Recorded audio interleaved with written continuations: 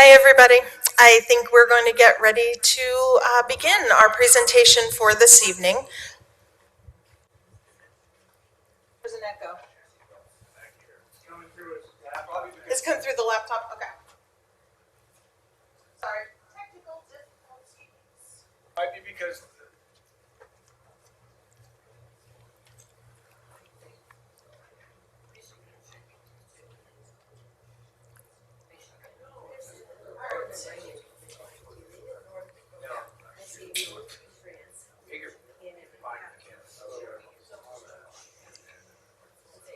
All right, let's test that. No echo. Excellent. Okay. I think we've got our tech situation all settled. Thank you for your patience, both here and online. So thank you to everyone who's joining us, both here at the library and also via Zoom. We're happy that you're here. Just one thing I wanted to mention before we get started. My name's Melissa, and I'm the department head for adult services here at the library. I'm also the assistant director in charge of outreach for the library. So if you have anything that you do in your personal life or in your hobbies that you think the library should be involved in, please let me know, okay? So we are here today at our inaugural program for what is going to be a year-long celebration of the United States of America, its 250th birthday or anniversary, and our history as a democracy. So we have created for this year, and you'll see there's a bulletin board immediately to the left outside of this room as you go to leave to the main part of the library, where we're going to be talking about our 2026 Civics celebration. We're calling this the Cradle of Democracy celebration too, because if you're not familiar, that was actually a quote from Andrew Carnegie. Andrew Carnegie funded thousands of libraries across the United States through his philanthropy and through his proceeds from his various businesses.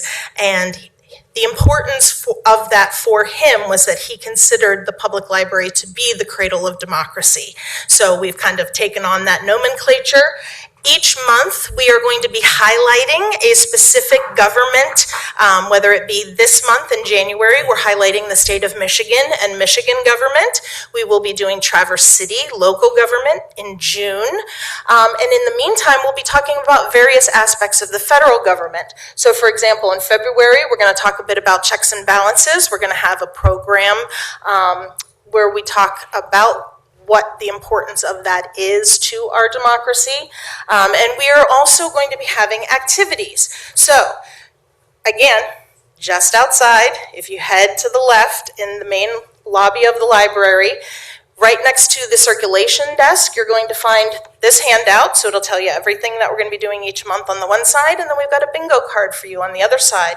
This is a lot of activities that we would like to have our engaged citizenship participating in. So things like look up who your representatives are, and you check that off. Attend a program at the library like you are today, and then you get to check that off. Read the U.S. Constitution, okay? So all different kinds of civic and citizenship and democracy sort of activities that we would like everyone to engage in. So you do 5 things, cross it off, bring it in, and you get a little prize. You do 2 lines, you get 2 bingos, and you're going to get an even bigger prize.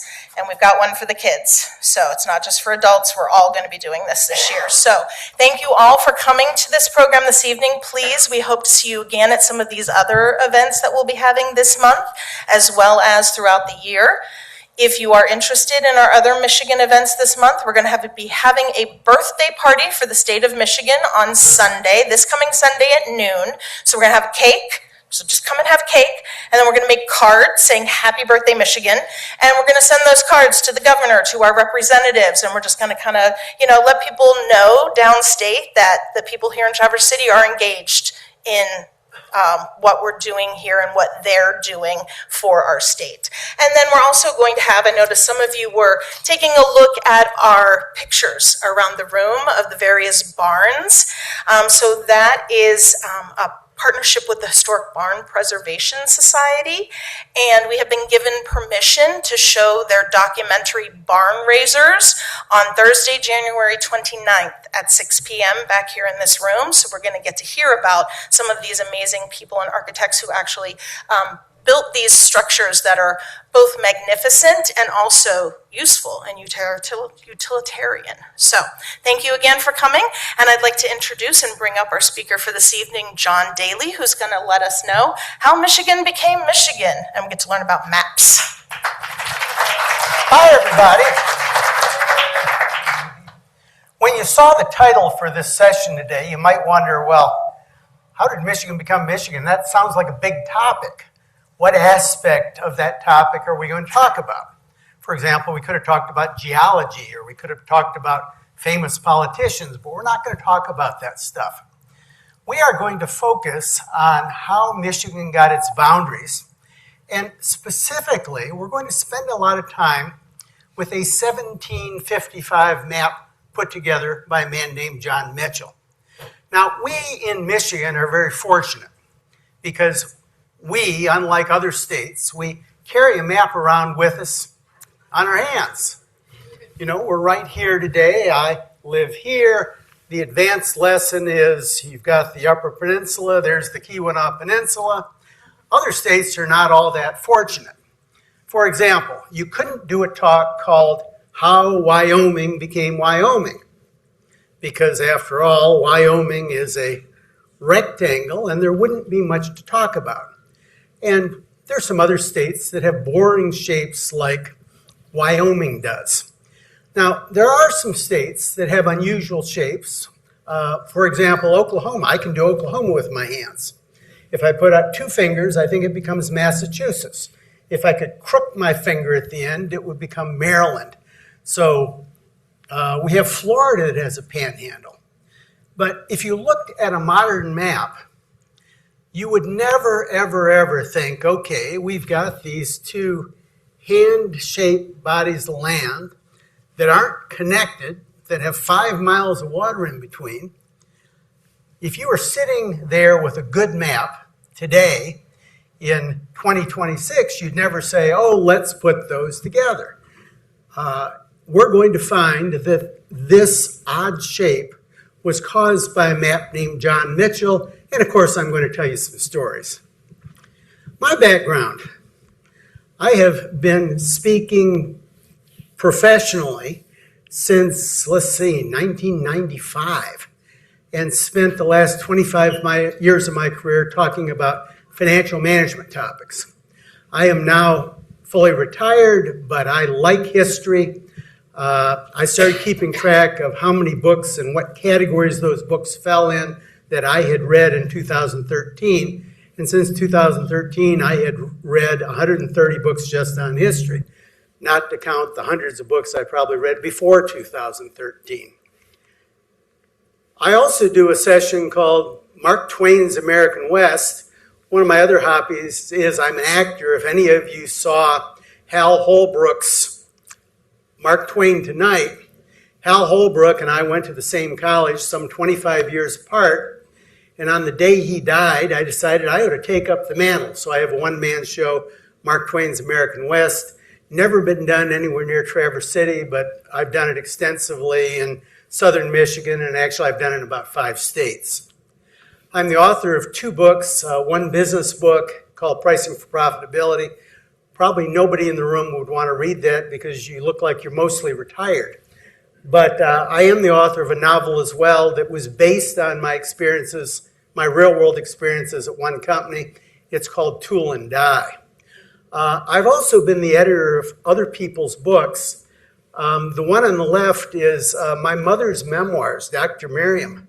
My mother is still alive at 101 years old. She wrote this book about 5 years ago, and at 97 years old, she was a great book tour. And she co-authored this other book with my aunt and my grandmother. My grandmother had written her stories in the 1960s. My aunt, I got hold of her memoirs after she died, put them all together, so I'm the editor of these 2 books. Tonight, what I'm going to tell you is based on my article from 2022 from Michigan History Magazine. The title of that Michigan History Magazine article was nowhere near as compelling as the title we've got tonight. I like the title, How Michigan Became Michigan, far better. But our focus today is going to be on two specific areas that got affected by this 1755 map. One is Isle Royale National Park, and the other is the Toledo Strip. And let me ask, show of hands, how many of you have been to Isle Royale National Park? Okay, good. We've got maybe 15% of the room. How many of you here have never heard of Isle Royale National Park? Show of hands. Well, good. At least everybody's heard of it. And I presume you've also heard about the Toledo War. So we will talk about the Mitchell map, talk about Michigan's boundaries, specifically as they relate to Isle Royale and specifically as they relate to Toledo. Let's back up a little bit. If we go to 1491, the world did not really know what the world looked like. People in Europe knew Asia was there, they knew Africa was there, but frankly, they didn't really have enough information to draw a map. They knew pretty much what Europe looked like, but North and South America, and indeed Antarctica, were still not yet known. So we were going to have an age of exploration. Columbus made 4 trips to North America, but as far as discovering, or rather, he made 4 trips to the New World. He didn't actually come to North America. If you look at this, Columbus in his first voyage goes to Cuba. His second voyage, he's here, Haiti, Dominican Republic, Cuba. But in those first 2 trips, he does not know that there are 2 big continents between him and Asia. Doesn't know they're there. It is only in the 3rd trip, 1498 to 1500, that he finally discovers that South America's there. How does that happen? Well, his ship is in water that is dirty. It's dirty. They can't see land, but this water is dirty. Why is the ocean dirty when they can't see land anyplace? And it turns out the 4th largest river in the world, the Orinoco River, comes through Venezuela right there. And if you look at that on an aerial map, it is really dirty. They realized they've got fresh water. That fresh water must have a source, and they discover South America.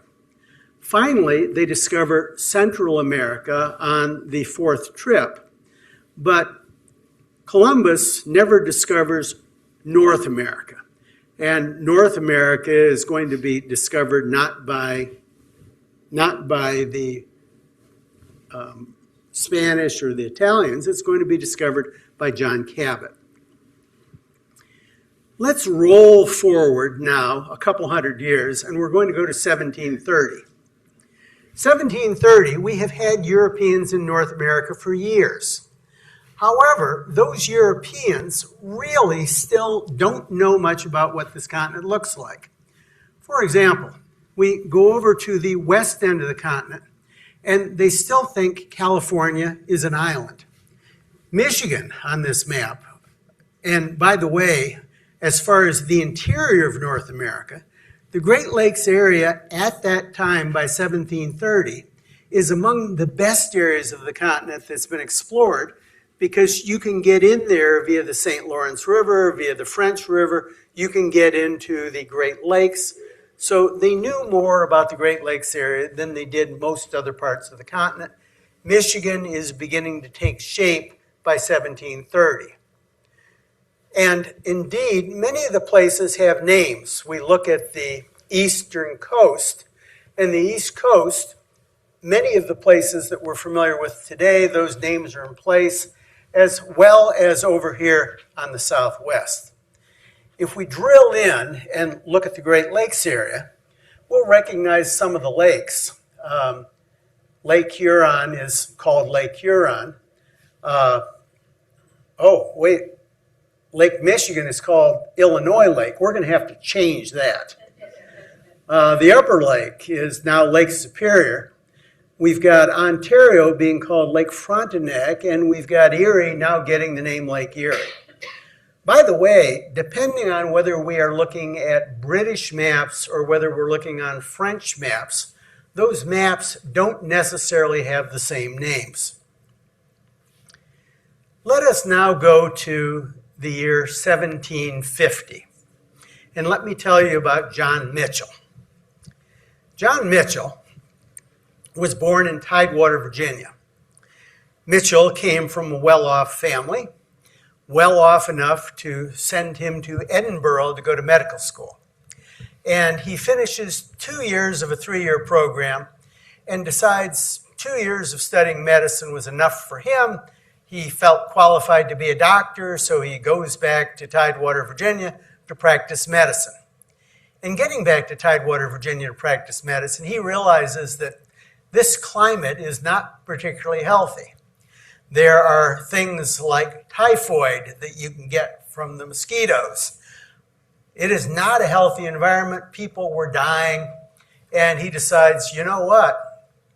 I'm going back to the old country, because Mitchell considered himself to be a loyal British citizen. And when he goes back to the old country, he meets this man, George Montague Duck, who is the second Earl of Halifax. And because that name is long, I'm just going to refer to him as Halifax after this. And he is in charge of the British Board of Plantations. You can think of this as being like our Secretary of Commerce, and Halifax is in charge of all the colonies. And it's 1750, and Halifax, being a smart man, can see what's going on up here. The pink is mostly British. The green is mostly French. This pink up here is French. And the French and the British are jockeying for position in North America. Halifax anticipates that the French are going to have continued conflicts over this area, and figures that from the British perspective, what they need are good maps of the colonies so that they can wage war against the French.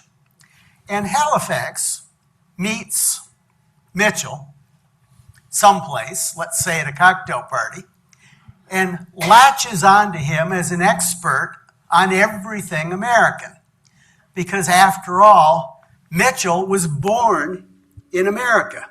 He's born in America, he is an expert, or must be an expert, and so he engages Mitchell to put together a map of North America. Now, Mitchell was not a surveyor. Mitchell was not a map maker. He's a physician. But Halifax is going to ignore that. And the two of them quickly decide that they don't have enough resources. So Halifax contacts all the colonial governors and asks them to give them whatever maps, what information they have about what Eastern North America looks like. And by 1755, Mitchell has put together this map. Now, what I'd like you to do, we're going to zoom in a minute and look at that map. But first, what we see happens when that war actually does break out. The French and Indian War is what we call it, but many people refer to this as the very first World War because the British were also fighting the French in Europe. Before this, before the end of the war, we have all this area over here that is French territory. After the war, the French lose most of their territory because, of course, they're going to be pinched from both sides by the British. And the French are essentially going to lose all of their holdings in Canada.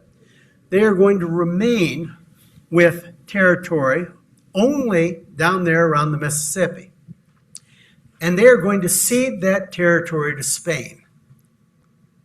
Wait a second. They're going to cede the territory to Spain. That doesn't jibe with the history. I know because, after all, doesn't Jefferson buy the territory from France? How can they cede it to Spain in 1763 and then buy it from France in 1803? And the answer is, well, France cedes it to their ally, Spain, because they feel they can't defend it.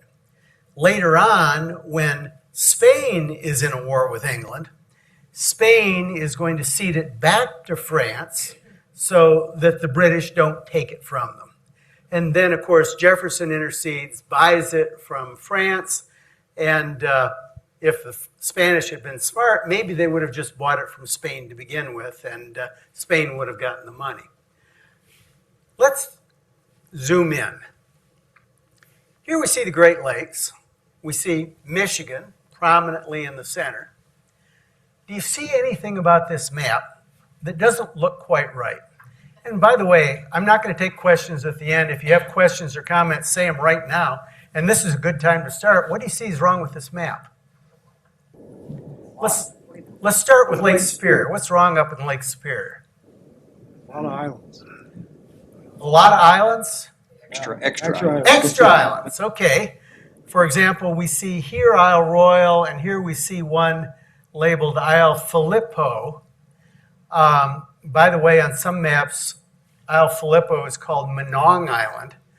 There are two big islands there on this map, but in reality, there's only one of those islands. The other thing we might add is that of those two big islands, neither of them is in the right place. Isle Royal is far closer to the Canadian border than they show it. How about Lake Michigan? What's wrong with Lake Michigan? It's not shaped. It's not that fat up at the top. It's not that fat up at the top? Okay. How about the bottom of Lake Michigan? In the wrong way, isn't it? Yeah. The bottom of Lake Michigan is not in the right place, is it? Lake Michigan actually comes farther down. Lake Erie is smaller than is shown. Lake Ontario is not as fat. Saginaw Bay isn't that far north, and it's not shaped like that. We can see, and the Upper Peninsula is bigger than they're showing it. Any of us looking at this today would realize that while this map is really, really good for 1755, when compared with the earlier maps, this map, by modern standards, is not quite right. Not quite right at all. Anybody recognize anybody in this picture? Benjamin Franklin in black. John Adams, yes. We've got Benjamin Franklin. We've got John Adams. John Jay. We've got Henry Lawrence. And this is Franklin's son, William Temple Franklin. And this is the Treaty of Paris that we're seeing in this picture that happened at the end of the Revolution. This is the treaty where they came up with the borders that separated British Canada from the United States. By the way, the two Brits who were there negotiating this for the British government, they didn't want to be painted because they viewed it as a humiliating defeat. Also, the British ambassador was reputed to be blind in one eye and ugly, so he didn't want to be painted anyhow. But let me ask this question. Who was the first president of the United States? Okay, several people said George Washington. Oh, under the Constitution. Are you saying that maybe the United States existed before the Constitution? When did the United States become a country, in your opinion? 1776. 1776, July 4th, 1776. So the Constitution is not until 1787. Okay, so we've got this 11-year period where we're not counting that 11-year period when we talk about the first chief executive of the United States. So let me ask this question. If we're counting from July 4th, 1776, who is the chief executive of the United States on July 4th, 1776? And the Constitutional Convention. Who is the first chief executive? It's John Hancock. John Hancock is the president of Congress, July 4th, 1776. He is the chief executive of the brand new United States of America. And over the next 11 years, there are going to be more than 10 other chief executives of the United States. One of those is going to be John Jay, and Henry Laurens is going to be another one. John Jay is also going to become the first Supreme Court Chief Justice of the United States in 1787. But here we have the father of the Revolution, the second father of the Revolution. We don't have Jefferson here, but we also have here one of the chief executives of the United States and another chief executive of the United States. So this is a really important team that gets put together. And they are going to negotiate based on John Mitchell's 1755 map. Let's run the calendar here. Here we are, we're 28 years later. We are 28 years later, and John Mitchell's map is still the best map of North America. And they're going to use this map to draw the boundary.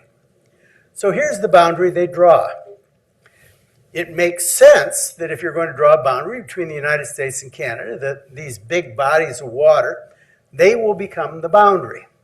So there's really nothing here to argue about because, after all, it is water between these two countries all the way from up here at the Pigeon River, which, by the way, they call the Long Lake.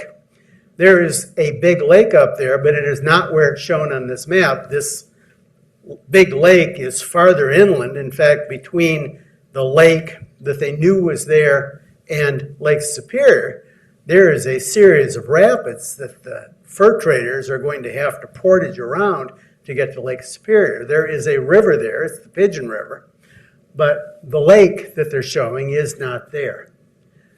The other thing that is not there is these two islands. There is an island there, but that island is Isle Royale, and that Isle Royale, if we had a modern map, would be mostly above where that red line is showing here on this map. Here's where Isle Royale is. Let's see. Okay, if we look at this, here's Michigan down here. It is 54 miles from here to there. It is only about 20 miles from here to here.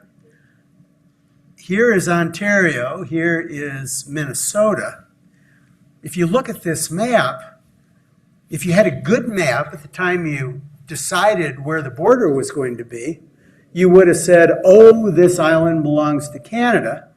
And if it did belong to the United States, you're probably going to say, well, that belongs to Minnesota. We'll talk more about how that happened a little later. The map is still going to be the best map when we get to the year 1787, and Congress is going to pass the most important piece of legislation that the Continental Congress is going to pass, and this is the Northwest Ordinance. The Northwest Ordinance is going to define how Congress breaks up the Great Lakes area into states. And they anticipated that there would be 3 to 5 states carved out of this area, and they set some requirements for those states. The chief requirement was that a state would have to have, or a territory would have to have 60,000 people to become a state. And conceptually, they drew a model about how they would divide this to states. Their first thought was they were going to use the Falls of the Ohio as the point from which they surveyed all of the Great Lakes area.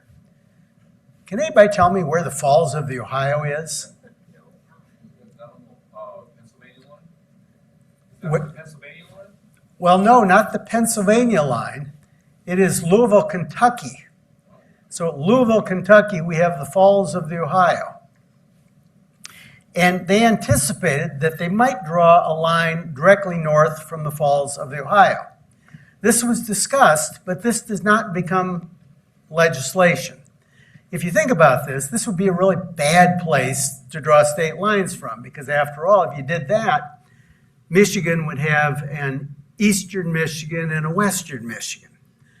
Doesn't make sense to split Michigan up in half up the middle like this. This is a bad idea, and that's going to get turned down. By the way, the borders here between Ohio and Indiana, this is where the Miami River goes into the Ohio River, so they draw a line north from that place. And then over here, this is going to be the Wabash River until about Vincennes, and then they're going to just draw another line north. But this is not the point, or this is not how the Northwest Ordinance says they're going to divide this up to states. They're going to instead choose another point. But frankly, if they had good maps, I think Michigan might have looked a lot differently. Because after all, they were thinking in terms of where are these rivers. We could divide a state up based on where the rivers are. If they did it based on rivers, we've got two big rivers down there near the southern border. We've got the St. Joseph River. We've got the Maumee River, which, by the way, in those days was called the Miami River. But Ohio already had a Miami River, so they decided to change that to the Maumee River. Plus, there's actually a second St. Joe River that is right there. And these two rivers come within 3 miles of each other up here by Mendon. They might have chosen this as Michigan's southern border. So here we are. What are they going to do with this? Instead of the Falls of the Ohio, they decide that they're going to lay out the states under the Northwest Ordinance based on this point. This is a point they can be sure they know where this point is. There's a lake there, the southern point of that lake. They're going to divide up states based on this point. Let's look at the wisdom of that. If we do that, we're going to draw a line north, and that's going to give all of the lower peninsula to Michigan, and it's going to give part of the upper peninsula to Michigan. Some people wonder, well, how did Michigan get the upper peninsula? And the answer is Michigan always had the eastern part of the upper peninsula. The discussion really is how they got the western part of the upper peninsula, and that's coming up.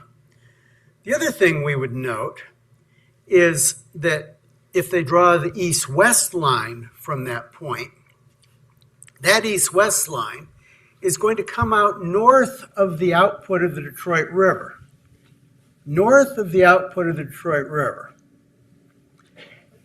You can probably see some faults about this.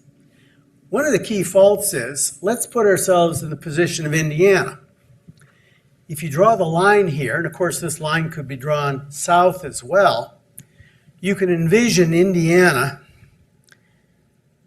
being able to see Lake Michigan. They might actually be able to bend over and touch Lake Michigan. But based on the way these lines are drawn, over here to the right of my foot is going to be Michigan. Here to the left of my foot is Illinois. But Indiana is not actually going to get any access to Lake Michigan at all. This doesn't make any sense at all. This is a bad point to draw the line from, and this is all going to get changed later on. The first state, or the first territory, I should say, to get 60,000 people is the state of Ohio. Before the Northwest Ordinance got passed, the state of Ohio had a fair number of settlers. And those settlers were all over here along the border with Pennsylvania. And you can see this if you look at a modern aerial map of the state of Ohio. In that modern aerial map, the first row of counties in Ohio, the roads go every which way, the way it was done in the eastern United States. There are no north-south roads or east-west roads in those counties in Ohio. They just go every which way. Suddenly, after the Northwest Ordinance is passed, everything west of those easternmost counties in Ohio, they're regular. Roads are north, south, east, west. Things are square. You can see the effect of the Northwest Ordinance because they had this plan to make states, make townships, make counties, make roads on a grid pattern. It all changes after the Northwest Ordinance. Ohio is going to be the first to get 60,000 people. And by this time, in 1803, the people in Ohio that are in charge of turning that territory into a state, they know something that they didn't know back in 1787. They know that the bottom of Lake Michigan isn't where they thought it was. And if Ohio got laid out based on the Northwest Ordinance, Ohio is going to have some real problems. Because after all, they might get absolutely none of Lake Erie. And indeed, they're definitely not going to get the port of Toledo, which is the very best port on Lake Erie. The territorial governor of the territory of Ohio, they know this. They know about this problem, and as a result, the territorial governor instructs the surveyors that are surveying the boundaries of this new state of Ohio. He says, I want you to survey the line from the northmost cape of the Miami River, which today we know as the Maumee River. They want all of the Port of Ohio. Ignore the Northwest Ordinance. Draw the line from the top of where the Maumee River feeds into Lake Erie. We need that port for the state of Ohio. Is the Northwest Ordinance why we have like 3 Mile Road and 4 Mile Road here in Traverse City? And why Chicago is laid out like a big grid with 90, Northwest Ordinance specifies that they're going to do 1 mile squares. They're going to take those 1 mile squares and they're going to make townships that are basically 6 miles by 6 miles. They're going to put 30 of those in a county. That's all laid out in the Northwest Ordinance. So that idea to be having a nice grid where you know where you're going is why Chicago is so easy to get around. Yeah, those smart people figured that out in 1787. So Ohio, they specify this border that is north of the Maumee River. They write that into their Constitution. Congress approves the Constitution, and Ohio becomes the first state out of this territory. Michigan, by the way, is not going to be the next state, because how do you get to Michigan from Ohio? Well, to get to Michigan from Ohio, or to get to Michigan from the east, you're either going to have to go by boat, you're going to have to go through Ohio and then go north. It is not easy to get farther west if you're in the east. In fact, the easiest place to go is to go down the Ohio River. So because the Ohio River is such a good path, the settlers are not going to Michigan, the settlers are going to Ohio, they're going to Indiana. So Indiana is going to become the next state. And by the way, Indiana realizes they've got a problem too. Because after all, you draw the line there, Indiana is not getting any Lake Michigan. And thus, what Indiana is going to do, and I thought that was the next slide, but apparently it's not. We'll come to Indiana in a minute.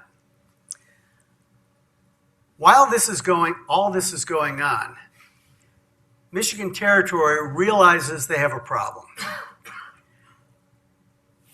Ohio has put their border right here.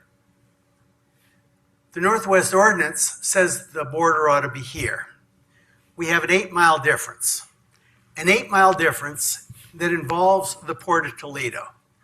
The best shipping port on Lake Erie, both the state of Ohio and the Michigan Territory, they both want this. This is an area of several hundred square miles, and it was still being contested after Ohio statehood. What Michigan does to help protect their interests in this strip, Michigan sends crews into northern Ohio, or below that line that Ohio built or drew, and they set up roads. They set up communities. They set up governments. And so after 1803, Michigan Territory is, and by the way, here's the Michigan border up here, or at least the Michigan border today up here. Down here you see a place called Old State Line Road. These are 8 miles apart. Michigan is setting up roads and government in this territory. Can we see the effect of this today? We sure can, because look at this. All the roads that are north of this line were set up by Michigan. The roads south of this line were set up by the state of Ohio. This is why those roads don't meet with each other, because the Michigan government set up the northern roads, the Ohio government sets up the southern roads. Meanwhile, over here in Indiana knows that if they put the border where the Northwest Ordinance says the border ought to go, Indiana has no access to Lake Michigan. So Indiana says to Congress, we've got this problem. We really need some access to Lake Michigan. What we're going to request you do is not put the border here. We're going to ask you to move it 10 miles north. And as far as I can tell, Michigan is so occupied fighting over Toledo, they never challenged this 10 miles for Indiana. There wasn't anything in there that Michigan was all that interested in. And by the way, what do the locals call this part of the country today? What's their name for it? Michiana, yes. It's got a name that combines the names of both states. That area is called Michiana by the locals. It was originally supposed to be Michigan. It is now part of Indiana. What finally is going to get Michigan that 60,000 people? And the answer is, it's the opening of the Erie Canal. Finally, when the Erie Canal opens, there is a way for people to get west from the East Coast, from the Hudson River, to get from the Hudson all the way to Lake Erie. Finally, people are going to be able to get from the east into Michigan. By the way, the early explorers coming into Michigan, what was their impression of southern Michigan? They thought it was a vast swamp. A vast swamp.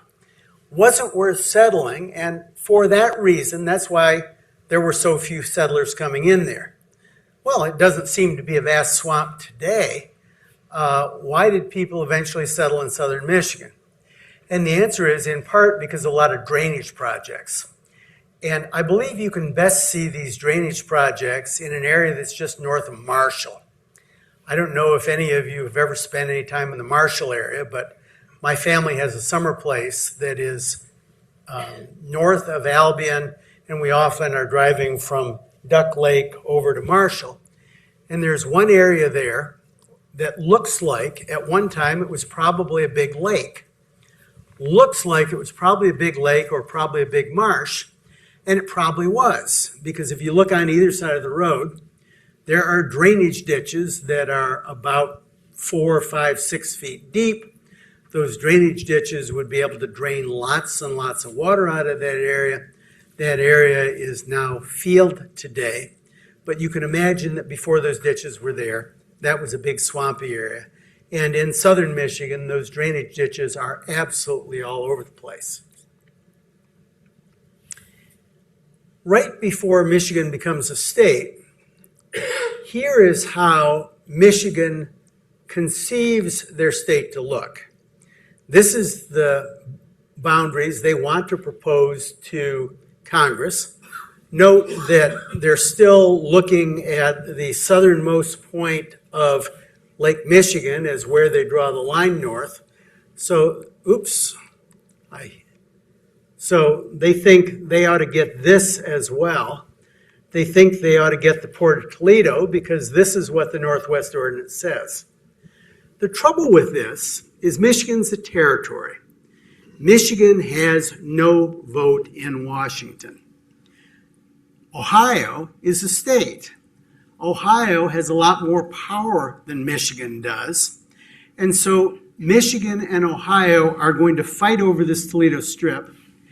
And the fight is not going to go well in Washington because Michigan has no votes. At one point, Michigan sends militia into that Toledo Strip.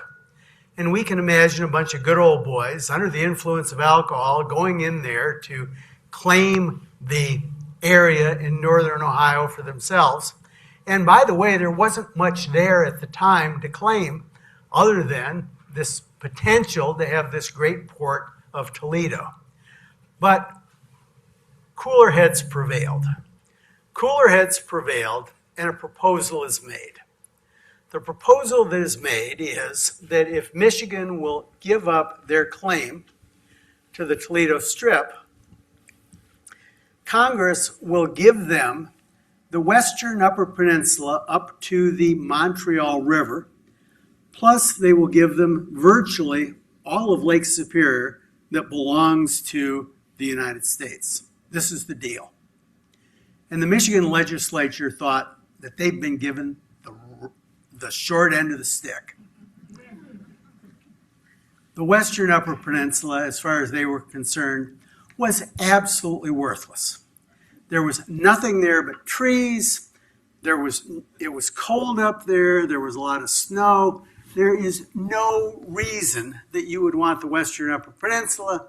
Michigan thought, well, okay, they gave us something. They have tried to let us retain a little bit of pride in this deal. But frankly, a bunch of trees and snow in exchange for the best port on Lake Erie, among the best ports on the Great Lakes, they're getting the raw end of the deal. They don't like it. But they also know the political reality is that they have to accept this deal. And so Michigan is going to end up looking like this after Michigan gets statehood. And wow, did Michigan not know what they were getting. Because it turned out there was more mineral wealth in copper alone in the western part of the Upper Peninsula than there was gold in the California gold rush. This just had a wealth of natural resources. All this copper, all this iron ore, all this timber. This was a real fabulous acquisition for the state of Michigan. And this is how Michigan is going to get the western part of the Upper Peninsula. But there's more. It turns out that Ohio didn't get as greedy as they could have gotten. They made some mistakes.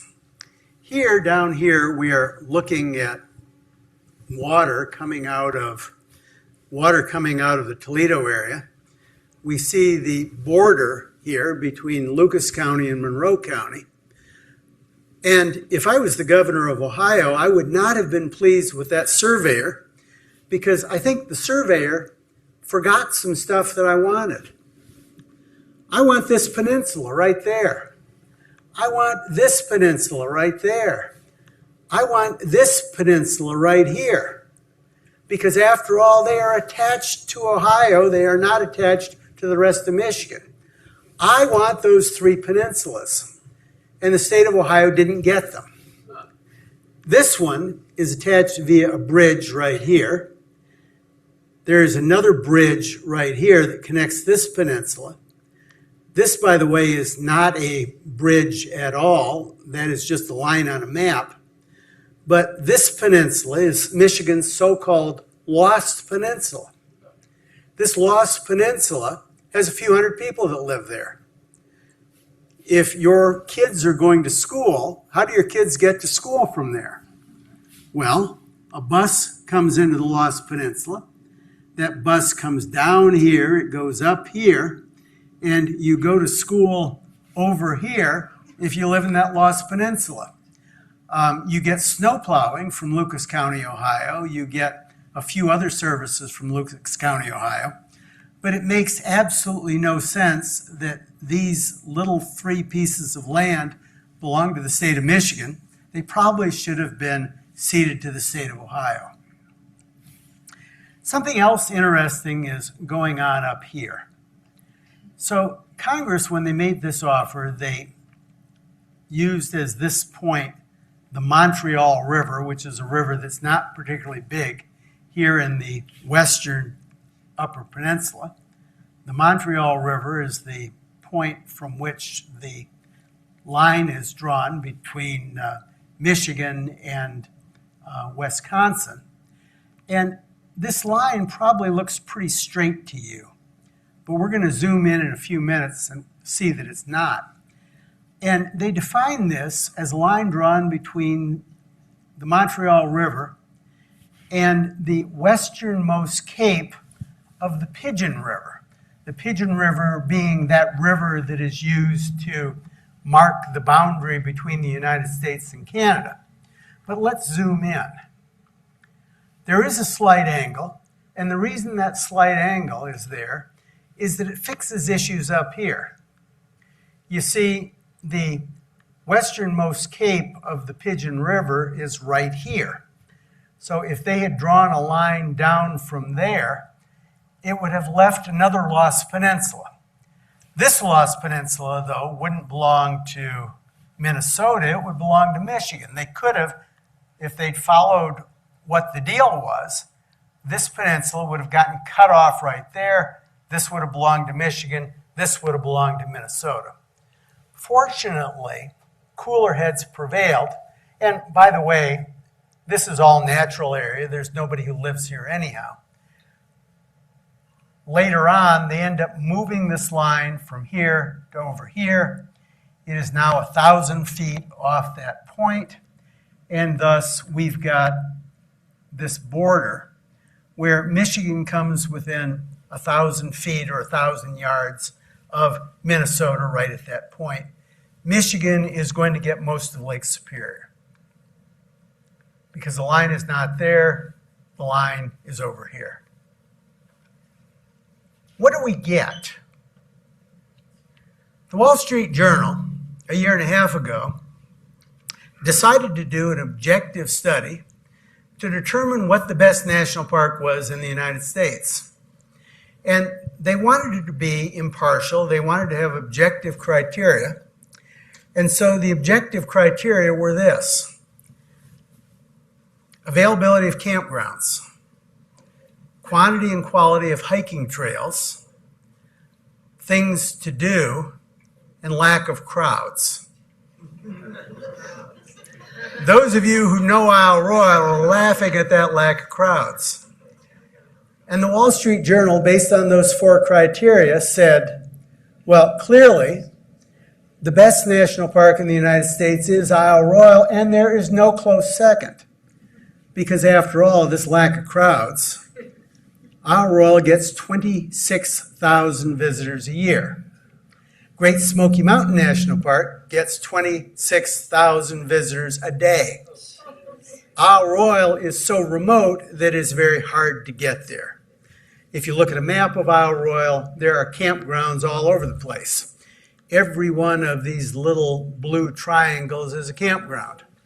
Now, granted, most of these campgrounds are not very big. Some of them have only 2 Adirondack shelters, but There are campgrounds all over the place. There are trails, and the great thing about the Isle Royale trails is that many of these are loop trails. I know one thing I hate as a hiker, to go up a mountain and have to come down the mountain on the same trail. I want a loop trail. I want a trail where I'm getting something different in my whole trail. And so Isle Royale has lots and lots of hiking availability. The best of these known is the Greenstone Ridge Trail. This is the Greenstone Ridge right here. Most people would do that from Rock Harbor Lodge down here to Daisy Farm, go up to the ridge, and come down here to Wendigo. Well, wait a second. Okay, you've started here, you've ended there. How do you get there and how do you get back? Well, it turns out that Isle Royale has really good boat service. The National Park owns this boat, and this is the largest boat owned by the United States government that is not owned by the Navy or the Coast Guard. Here's another, and this boat is publicly owned. This boat is the Voyager. It comes from Minnesota. It goes around the island 3 times a week, picking up passengers, dropping off passengers, and delivering them to Minnesota. Here is Rock Harbor. Here we see the Isle Royale Queen that comes in from Copper Harbor. Back here, off the left side of the picture, we've got a really nice lodge. We have lighthouses all over Isle Royale. This happens to be the Passage Island Light. Here we see the Rock Harbor Lighthouse. We also see a display from the wolf moose study. This is the longest predator-prey study in the world. This predator-prey study, back in the 1950s, originally was started by a university down in Kentucky. It got taken over by Michigan Tech. So Michigan Tech has run this wolf moose study for about 65 years, and the study itself is about 70 years old. And by the way, one of the guys who was originally a student on that project is still out there every summer. He was the director of the project for about 30 years. That project in 70 years has only had 4 directors. Here's an Adirondack shelter on Tooker's Island. I have spent personally about 2 weeks in this particular shelter over the years. One of the things you do there is kayak. Getting around by boat is a very good way to go. It is a kayaker's paradise because you've got kayaking that is reasonably well protected in the Great Lakes. Fishing. On this particular day, I am fishing at a place called the Duncan Narrows. By the way, as I'm there fishing, a 16-year-old girl who is about 6 inches taller than I am comes out in her bikini and starts showing me up by casting her pipe bait about twice as far as I was able to cast mine. And here we are on Mott Island on a trip I took in 2010.